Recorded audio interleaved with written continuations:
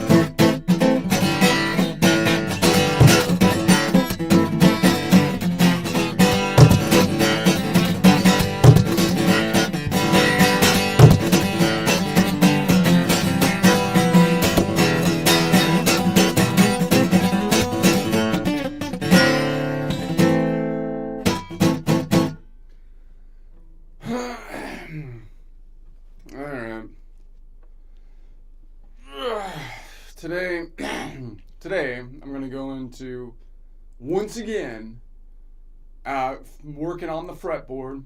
I'm gonna keep on this middle string now, as we did before, but I'm gonna try, like I was working going forward and going backwards, and I'm thinking now the best way to do this is to break this into 4 quadrants. So I'll finish up the lean forward shape, which is the typical shape we would think of, which is kind of like the D shape. So, and we happen to be in a D minor node. So D minor or D major if you go on the string, and then we'll do the lean back shape, and then we'll do the lean forward upwards, and then possibly the lean back up this way, which is difficult. That's not like where you can find the chords as much. It's like so that's maybe when we go up that way, that's when we do the pivot point and look at that as like the middle one as well. Because anyway, we'll get into that. And I'm out of breath. Too much spice on that one. Okay, let's go to the, let's see. Too much spice on the intro. Okay, so I'm going to have to, let's do a joke before we go into it, though. So, again, somewhat kind of political, not exactly, but a little political joke here. So, if you want to fast forward on the joke, you can. So, let's see what we got. How do I do this again? I put this up here. So I was kind of out of it last night with the whole, there's been some crazy news situation here, so I wasn't, my joke prep time was cut down short, cut down early, which was unfair and quite bad. So I'm gonna say, okay, let's make this a, so does that make sense? Okay. Alright, so here we go. Let's see. The lunatics are among us. The lunatics are among us. The lunatics are actually possibly a species of ticks that lived on the moon called lunatics. And how did they get to Earth? Apparently they hitched a ride on the return voyage from the moon landing, and now the lunatics spread conspiracies that we never landed on the moon, as well as every other kind of conspiracy basically out there. All the gaslighting. It's the lunatics. It's the lunatics doing all the gaslighting. So as to hide the fact that the lunatics are among us, they figure if they gaslight the whole country, these are basically the super progressives, right? If they gaslight the whole country, then everybody will be so confused that they won't realize that the lunatics are taking over that, and that's not okay. So they may gaslight you with other nonsense as well, just to cover their tracks. They may, for example, call socialism as good as diamonds. Socialism's as good as diamonds. But I'd rather call a spade, you know? It's ridiculous. You're better off calling a spade a spade. So when called out, the lunatics often make up imaginary euphemistic terminology. You get imaginary euphemistic terminology about things that, and that's how you know. That's how you know that you're dealing with a lunatic. But we see through this stuff at this point. We could totally see through it, man. We're on to you. We're on to the lunatics. Like the mustard said to the hot dog, we're totally on to you. And the lunatics, then they might get so scared that they must turn, which is the point at which those depraved lunatics may stop sucking blood just for sustenance. I'm just saying, you know, you've got the lunatics typically sucking blood possibly for sustenance, but then once they go totally crazy, then they start, you know, possibly sucking more blood than is necessary to even sustain the lunatics, you know. I think that's possibly where we're getting to, and it's not good. And then let me see. Okay, I've got to repeat. This was not the best, because the thing, and then I had my thing here.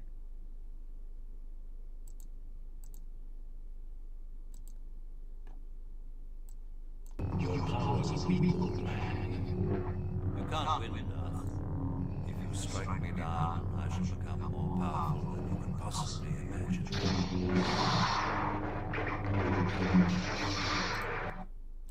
Darth's still gonna try. He's still gonna try to strike him down. That's what. So let's try it again. Okay, I've got to do it better. I'm gonna practice the presentation. Okay.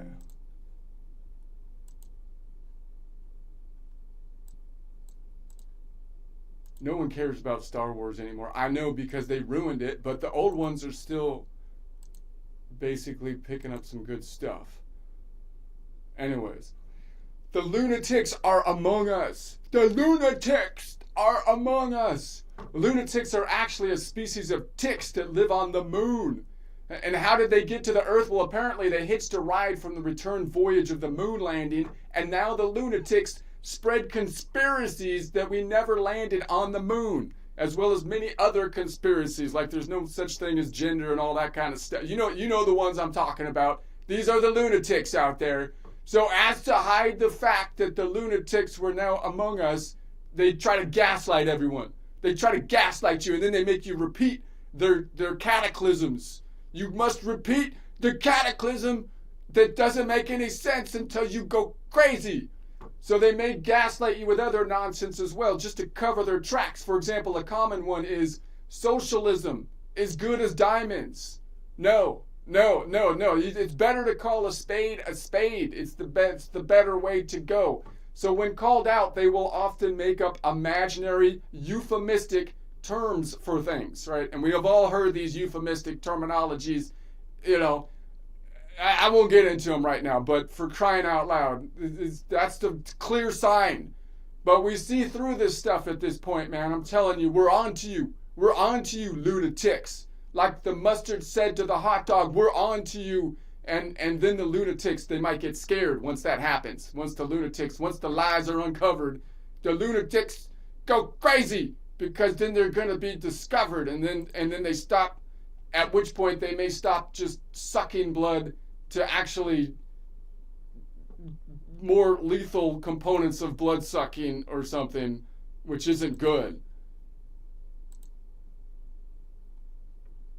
Your powers are weak, old man. You can't win, Darth. If you strike me down, I shall become more powerful than you can possibly imagine. Darth's representing the lunatics in that one. He's the lunatic. Okay. Alright, let's see what I got here.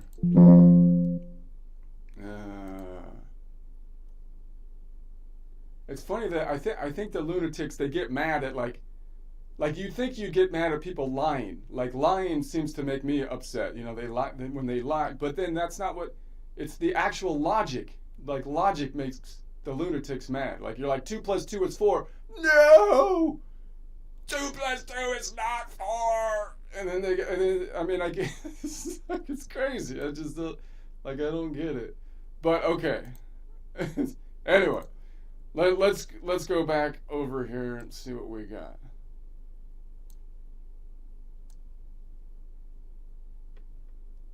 Try saying 2 + 2 is 4 again. Go ahead. Try and say it. See what happens.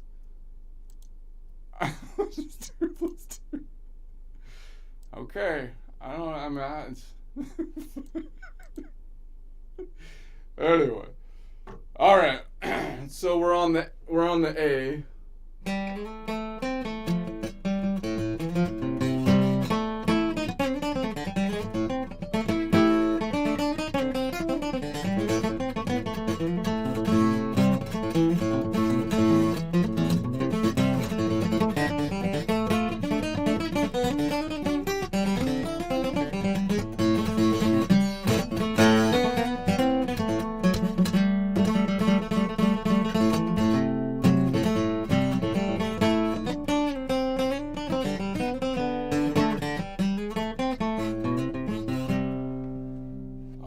So last time, we went through the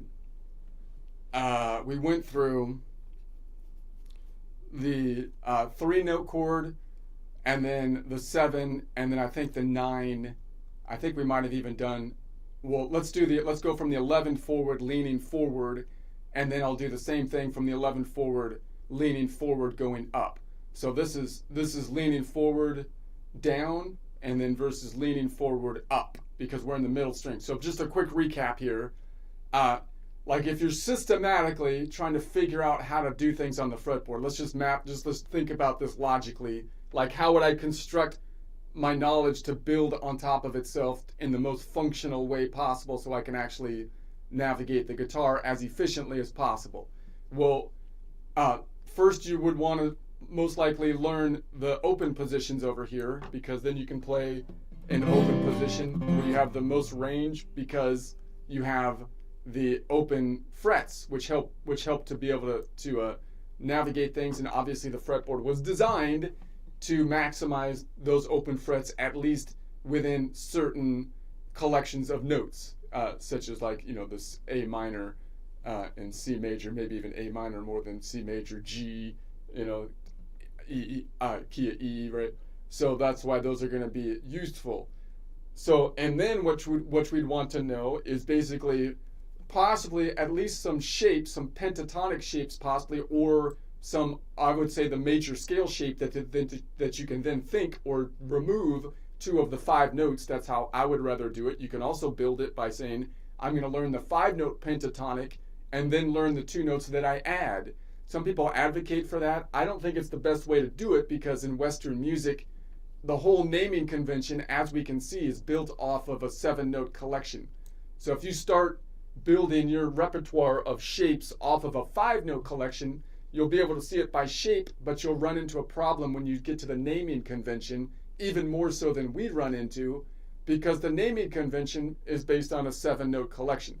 So to me, it's better to learn the 7-note collection and then remove 2 of the 7 notes to get to the 5-note pentatonic collection, which might be the most versatile, scale from a playing standpoint, because you can play that scale through all the different modes and be less likely to cause a problem.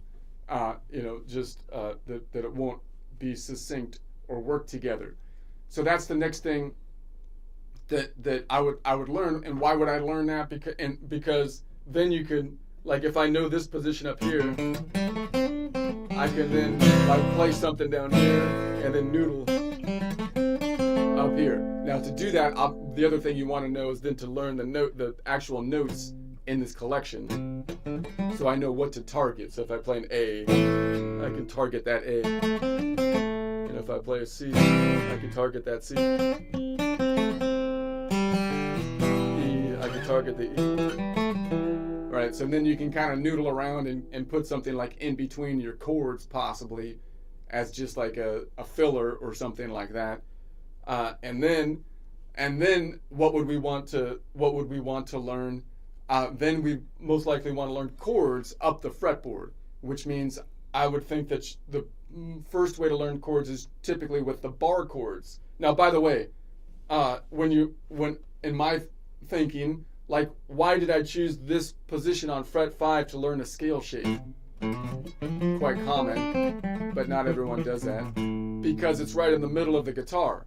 So that means, like, if I'm going to learn this open position over here, you'd think the next thing I learn is the next, like, shape, which would be like here, shape number 2.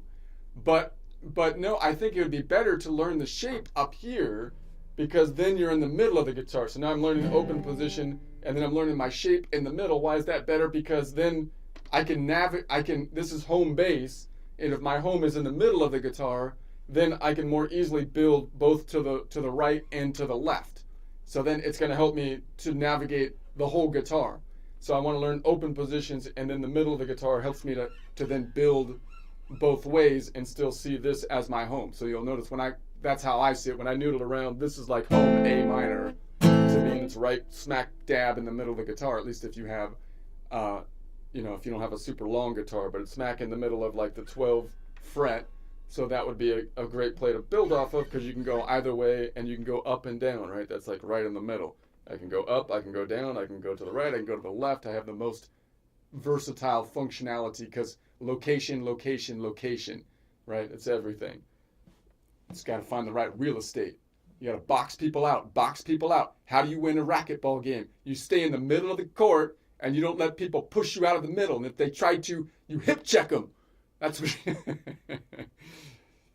what. Location. Right? How do you get a rebound?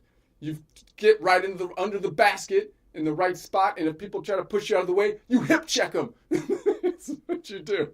Anyway, so let's see.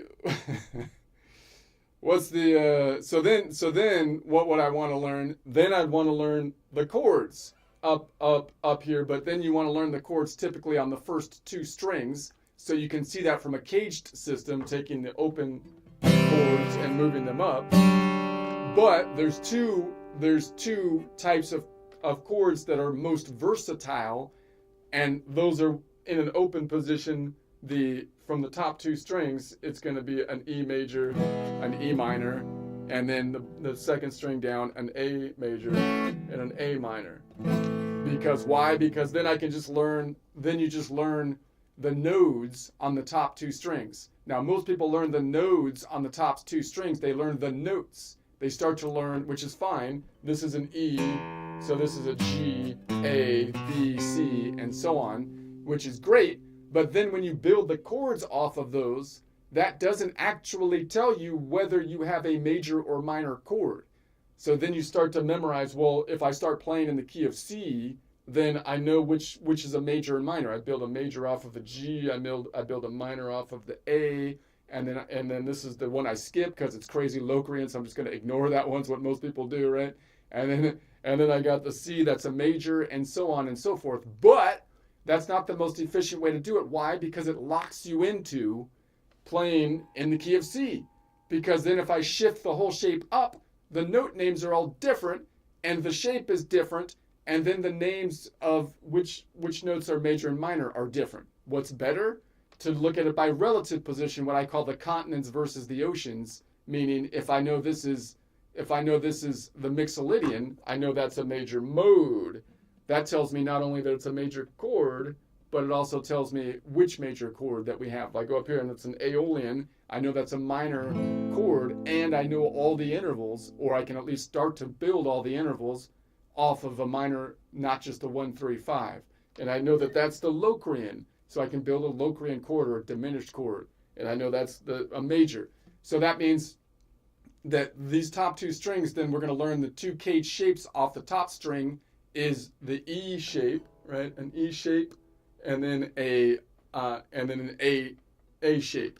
Those are the lean forward shapes off of the top two strings, and that gives you quite a lot of versatility because now you got the open positions, and now you can play chords from any position up top because I've memorized these top two strings, and then I can noodle around at least in one shape down here in between the chords or whatnot, right? So then after that, what are you going to learn? Well, then you're going to learn what we worked on before, the lean back chords from the top two, because I already know these two shapes. So what do I want to do then? Well, then I'd like to be able to build this A chord, not just leaning forward, but leaning backwards. That would be cool, because then you get a different sound. You might say, well, it's the same thing. I already know how to play an A minor. Yeah, but this A minor is different than this A minor. They sound different. So just doing that.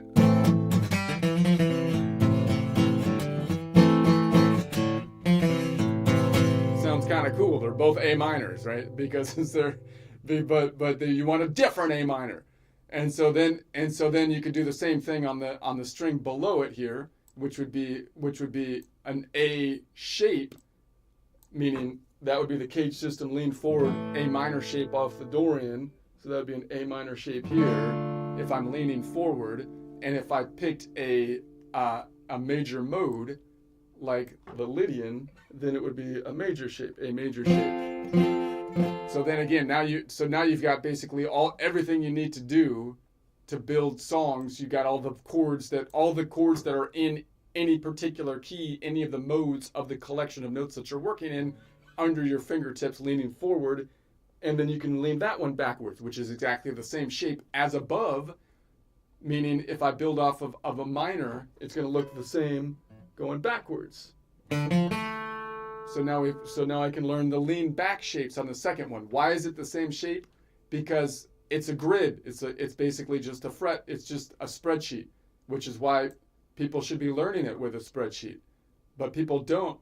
Why? Because I don't know why. I don't know why. That's dumb. Why don't they do that? That's a good idea. You know what? They should do that.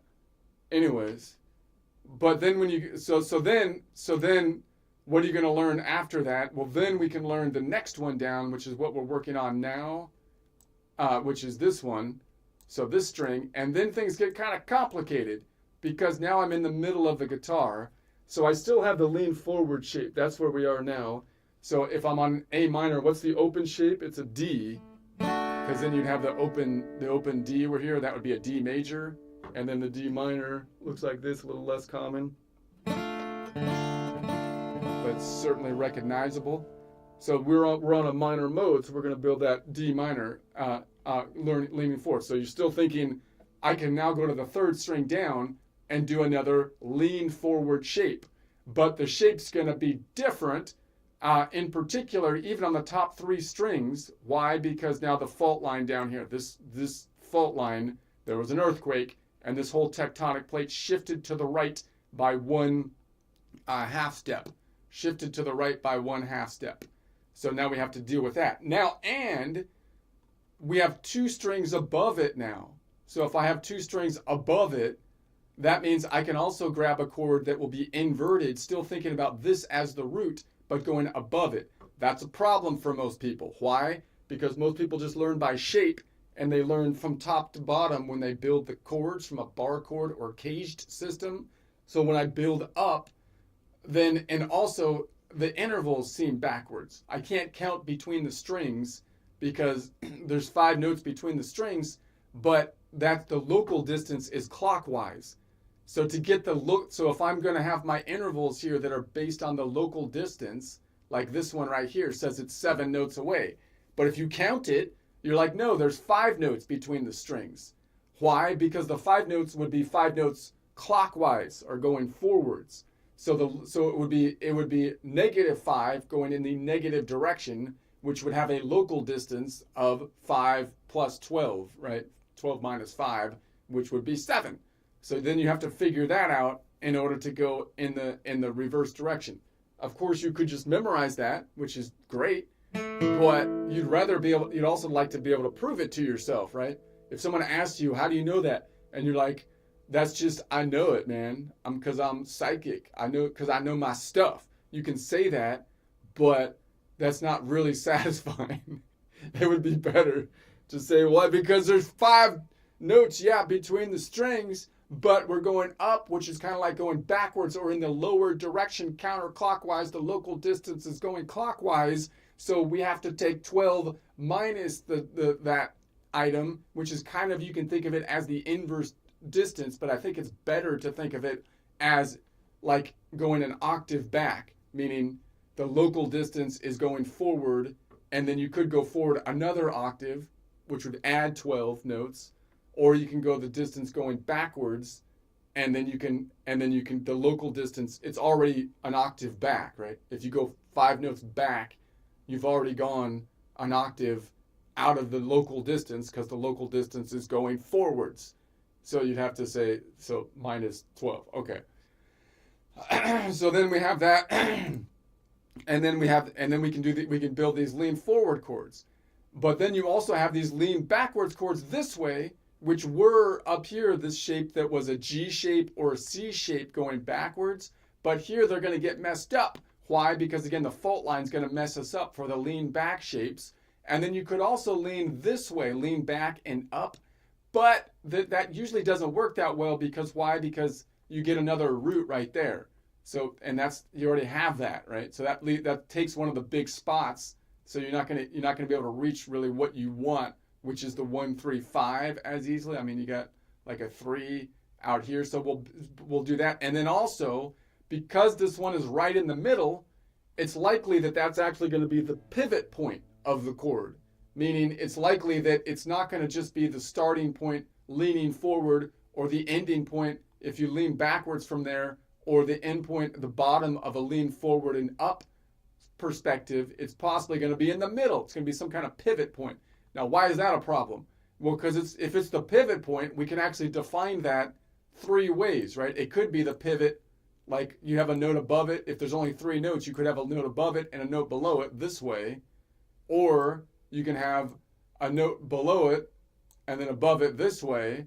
Or it could be like kind of in the middle. So you get all these kind of options because now you're right smack dab in the middle of the guitar. You're at the crossroads. So people kind of oversimplify that, I think, which is kind of a problem because then you don't really realize, like, if you really want to see what's happening, you got to break it down.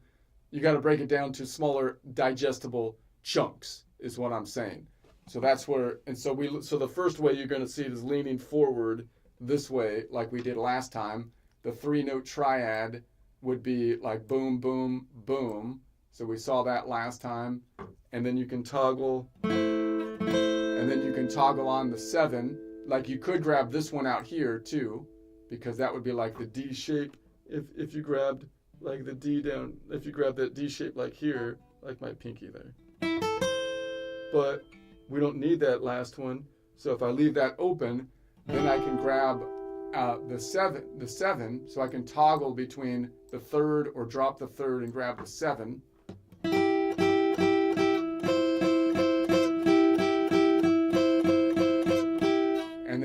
And then we said that if you toggle to the 7, you can also pick up then this one here by barring.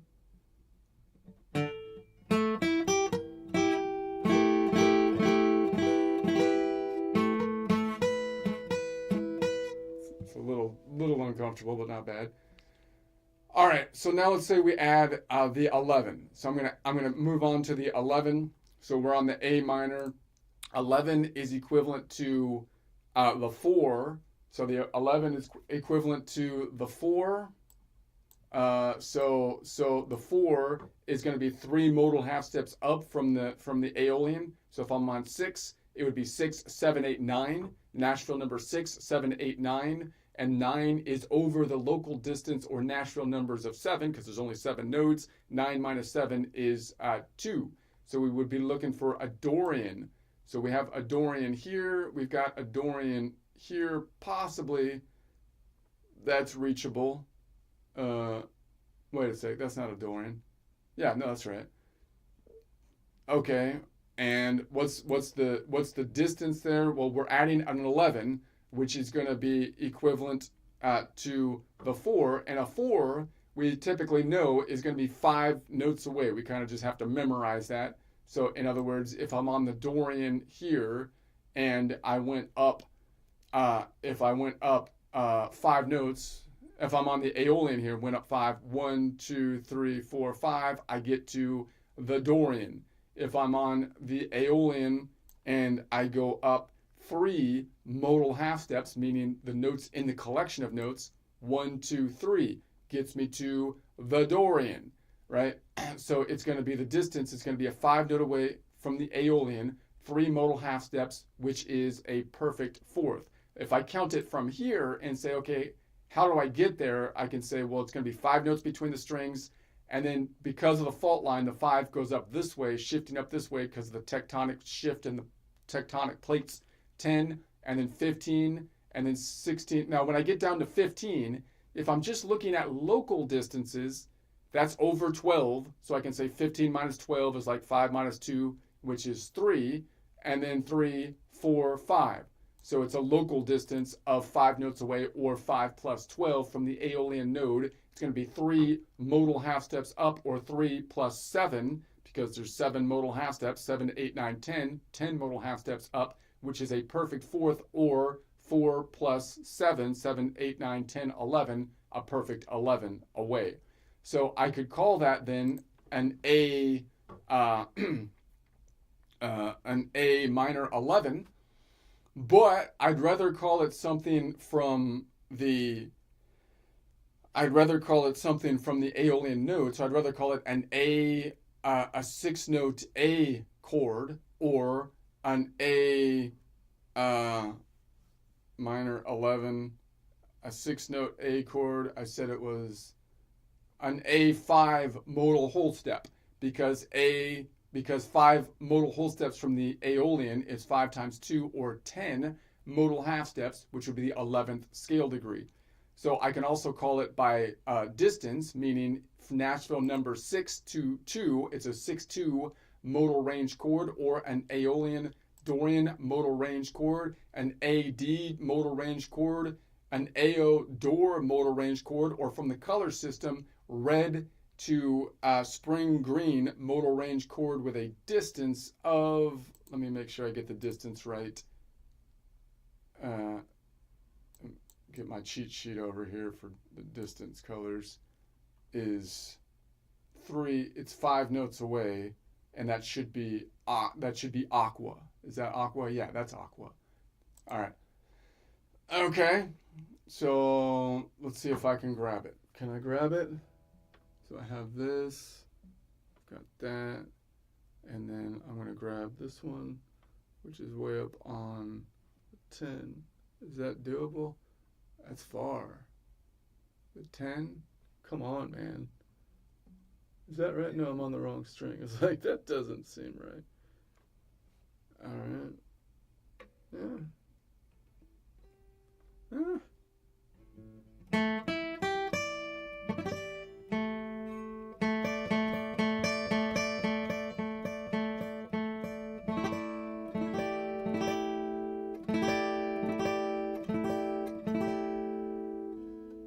So here's the 3.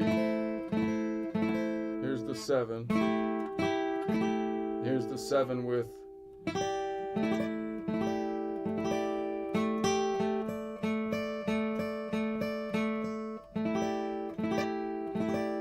Alright. Now I could drop the 5 and grab it here. I could drop the 5 and just say I don't need the 5. Or I could put the 5 on top if I wanted to. But if I drop the 5, a lot of options, a lot of ins, a lot of outs. Complicated situation. Now,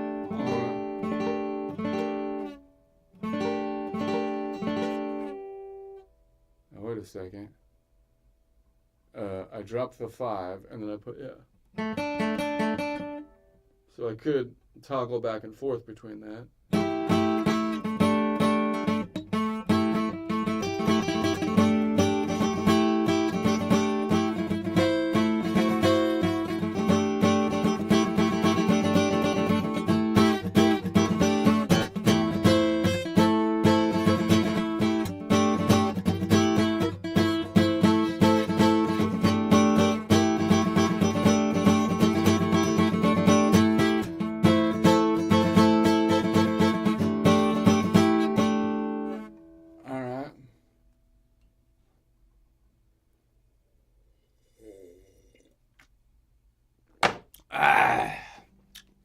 Some good matcha. Matcha makes you macho. Maybe not. I don't know. Macho. Maybe if you put some protein powder in your matcha. Matcha's for wussies. No, I put protein powder in my matcha. It's a macho matcha. It's a macho matcha. Okay. Back to what I was doing. I'm going to add the 13 now. So if we add the 13, then the 13 is equivalent to the 6 that we skip. So we're going to say 13 is equivalent to the 6, which is 5 modal half steps up. So 6 plus 5 is 11, and that's over the local distance of 7. So 11 minus 7, 7, 8, 9, 10, 11 is 4. So we have then 4, which is going to be the Lydian. So we have a Lydian up top here, or we can grab maybe the Lydian here. We drop the 5 because I don't really want to go up top yet. We're going to do that after. So we drop the 5 and pull that, and then we could, if we do that, still put the 5 on top if we wanted to here. And then what could we call that? We can call that an A minor, and you would think because the minor is the main minor mode, that it would be an A minor 13, but no, the minor is actually out of whack with this one. Because even though you say A minor 13, the minor that you're saying right in front of the 13, for some reason, doesn't mean minor 13. It only means minor for everything up to 7. So then you have to say that it's a flat 13 to say that it's a minor 13. Is it just me that feels like that's not like what is going on here? I could rather call it something by the Aeolian mode, which would be like it's a 7-note Aeolian chord. Just drop all the ones in the middle and make sure you pick up the one on the front and the back end of it, and we'll call it a 7-note Aeolian chord. Or you can call it an Aeolian 6 modal whole step chord, meaning you start on the Aeolian and you go 6 modal whole steps, which is 6 times 2 or 12 modal half steps, which would be the 13th scale degree. Notice the distance over here says it's 8 notes away. Why is it 8 notes away? Because if I was on the Aeolian, then if I go 8 notes up, 1, 2, 3, 4, 5, 6, 7, 8, that would be the local distance. But it could be 8 plus 12 away. So it says it's 8 note away from the Aeolian 5 modal half steps, meaning it would be 5 of the notes up from the, in the collection of notes, 1, 2, 3, 4, 5 of the colored notes gets me to the same spot, which would be the 6th scale degree if I make that the 1, which is a stupid thing to do unless it's on like some music theory test question, in which case you don't have a choice because they're still doing an antiquated the stupid way. So I'd rather say it's an 8 note away, or 8 plus 12 from the Aeolian node. It would be 5 modal half steps forward, or 5 plus 7, 7, 8, 9, 10, 11, 11 modal whole steps, which would be a minor 6, or 6 plus 7, 7, 8, 9, 10, 11, 12, 13, minor 13. Okay. You can also call it by modal range. Nashville number 6, 4 modal range chord, or an Aeolian Lydian modal range chord, an AY modal range chord, an Aeolid modal range chord, or from the color system, red, blue with an grape distance. It's red to blue chord with a grape distance. It's a red to blue chord with a grape distance. That's what you need. That's what you call it. That's what. If you know what you're talking about, that's what's people who are in the know. Are you in? You have to be in the know.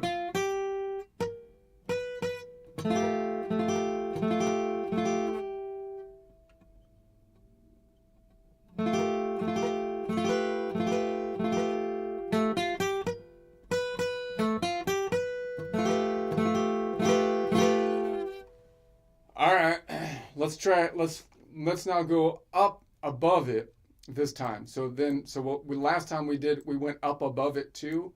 So if I was to build, this is what I would call a forward and up modal range chord. So we're leaning forward and up instead of forward down. So forward up modal range chord. The normal distance, if I just say it's a lean forward chord, I'm usually thinking gravity is going to pull me down. It's a lean forward down chord. That's my normal caged system chords, lean forward and down.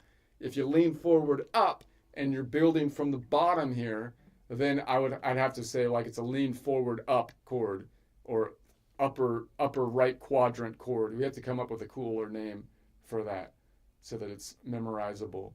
But lean forward, lean up, lean forward up, lean to the ocean up, lean to the ocean. I don't know. I'll work on it. But we saw that if we do the 1, 3, 5, we have a 3 up here, and then we have the 5 right above it. And we saw that those distances are usually a little bit more confusing for people to see because it says it's 7 notes away on the intervals, meaning if there's a 5-note distance between the strings, but it's a -5 or going counterclockwise or down pitch-wise. It's going up on the guitar, down pitch-wise. So that means it's outside the local distance, so it'd be -5 between the strings, and then 5 plus 12 to get the local distance would be 7. So in other words, if I'm on the A and I'm trying to find the 5 and I'm going up, then the distance that I need to look for as I go negative or backwards is the inverse distance if I have a fretboard mapping out distance as local distances.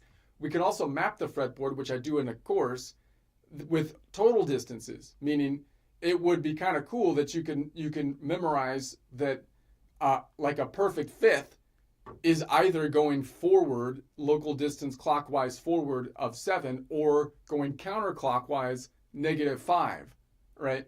And then but then you'd have to represent it in the second half of the fretboard here, showing not just the local distance, which is just clockwise, but also the unlocal distance, the octaves, meaning this would be going in the negative direction, -5.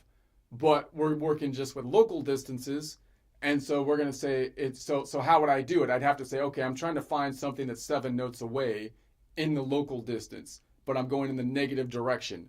So that means it's going to be like, you can think of it kind of like the inverse, 12 minus 7. So that means it's going to be 5 note distance, and then you can count out 5 note distance to get there, and then you can kind of prove it to see that if I go from here to here, okay.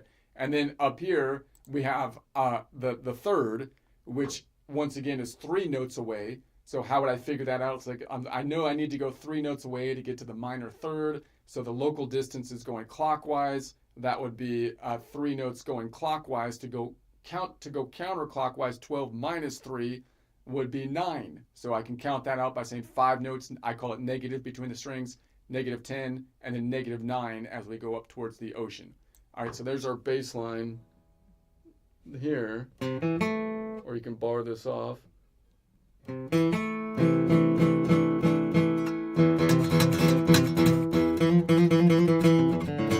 kind of like doing this better because then you can like toggle.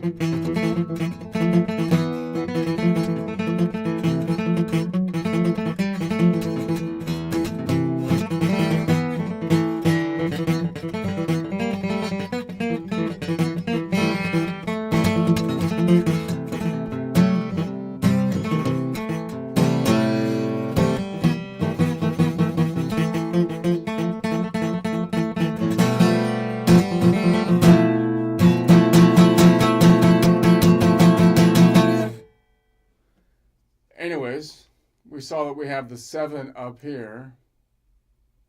So the 7 was up there, which is a cool thing to know. You can always grab that 7. You can do that cool 7 walk back.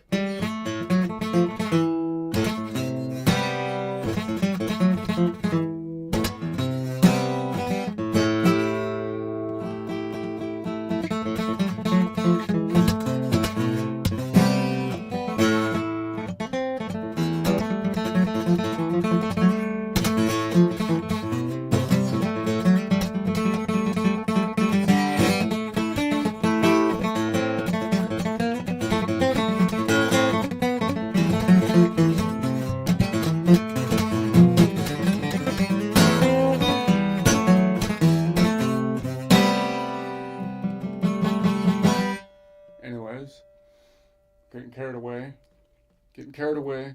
Move on. We're going to 7, 8, 9. The 9 is equivalent to the 2. So the 9 is equivalent to the 2. So 2 minus 1 is 1. So 6 plus 1 would be the 7. So that's the Locrian. We saw that last time that we could see here. Remember that the Locrian is in this box, right? The house. So it's in the back of the house. So we happen to be toggling on something which gives us a lot of options to toggle with because the open strings work, although they're kind of far away. And then I've got this house right above it. So I can work with both of those. And I don't care if I hit the open string.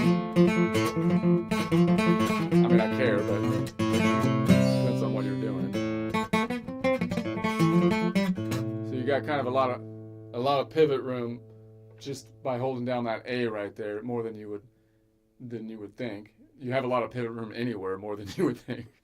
But I kind of like that place. So more, and it's growing on me.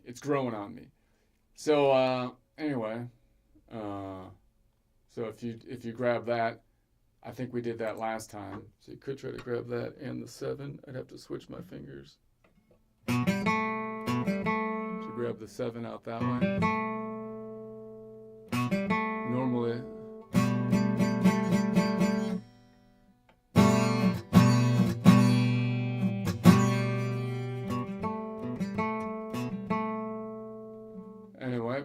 let's add the 11. So if I was to add the 11 is equivalent to the 4. So 4 minus 1 is 3. So Nashville number 6 plus 3, 6, 7, 8, 9. 9 is over the local distance of 7. So 9 minus 7, 7, 8, 9 is 2. So we'd have 2. That's the Dorian.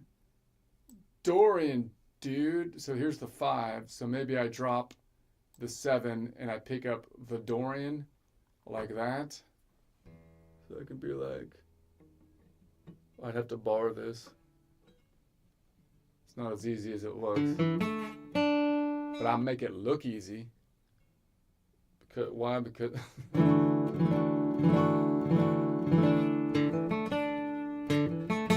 not as easy as it looks, but that's when you work on it making it look easy. That's the So it's kind of easier if you bar this up, like putting the meat of your finger over it a bit, then you can grab that. It's not, I at least, I could try to grab the same,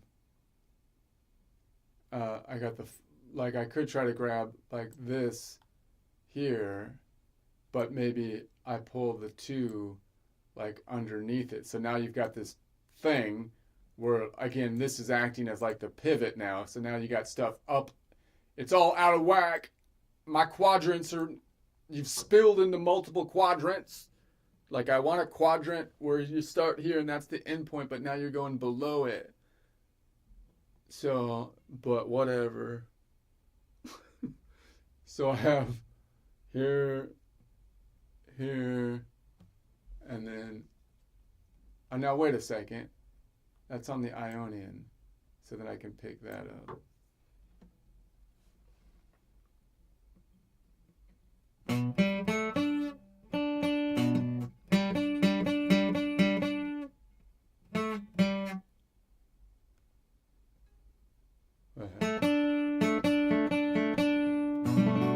But then I don't want this one to ring out, because that's out. I don't want the B to ring out. Or what would it be? I would be. That's tough to do. Because then you're going to get that one.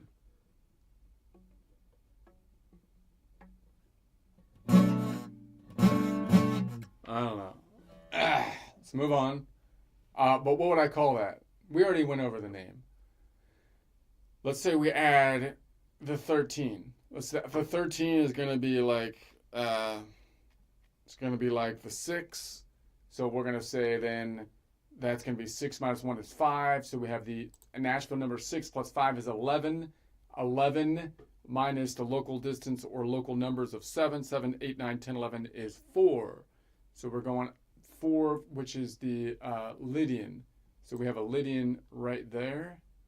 So we have a Lydian there. I'd have to drop the 5. And then I'm not going to be able to grab the Mixolyd there. I could grab still this one up here. Maybe I could still try to grab the Mixolydian down here. But again, now I'm in multiple quadrants. Now if I grab this, just those top 3, then you're going to say, well, no, that's not an A minor anymore. If you just have those 2 3s and you stack thirds, the only way stacking thirds work, if you do it in order, is going to be, that's the root, D. 1, 3, 5. But again, if I'm thinking of it from if I'm noodling around, like this is my pivot finger.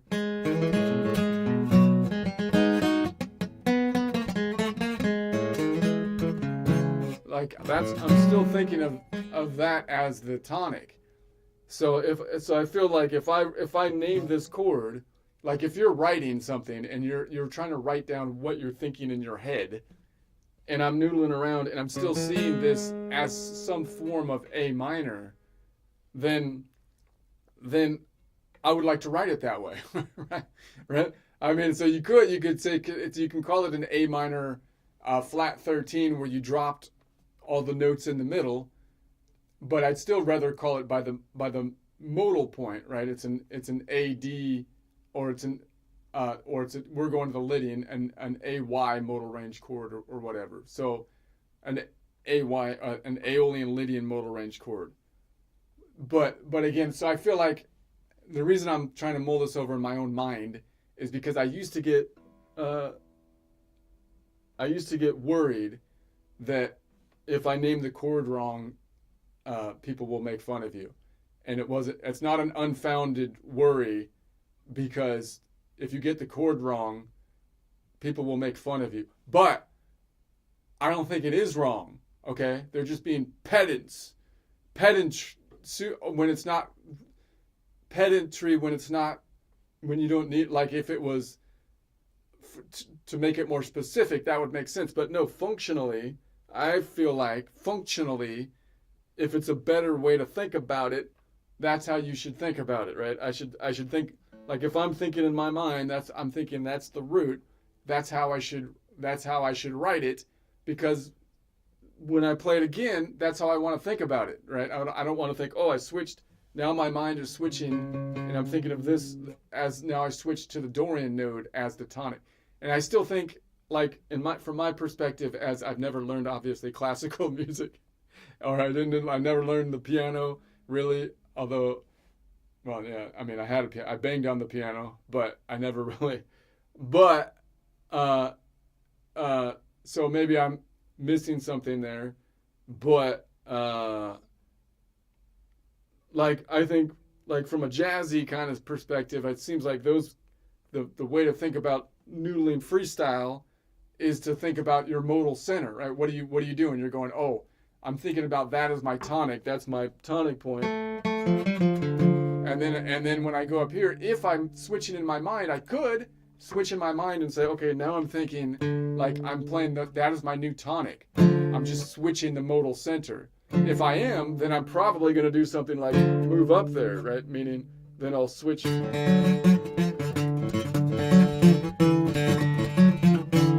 that. But if I'm, or, do something up around that.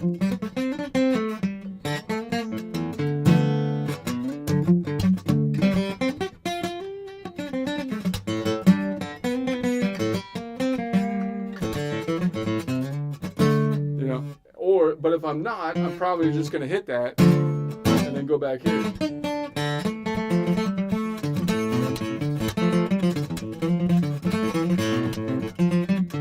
If I'm doing that,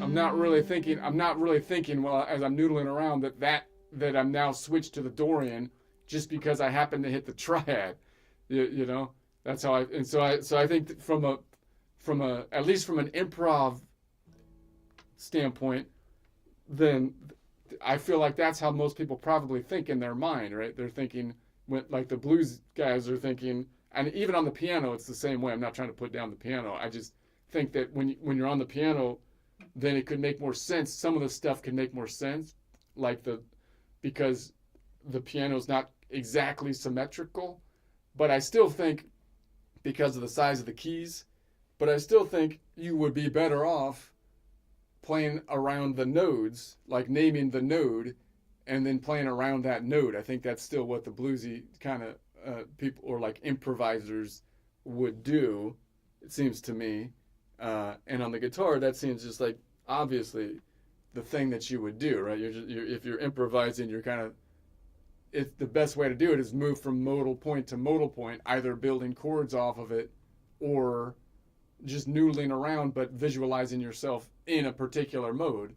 And then you're just switching the particular mode that you're visualizing, just like if you were switching chords, but I'm not really switching chords. I'm just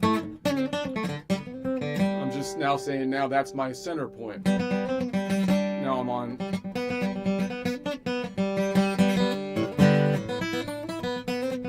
Now I'm on the Mixolydian. Now I'm on the Aeolian. That's my center point.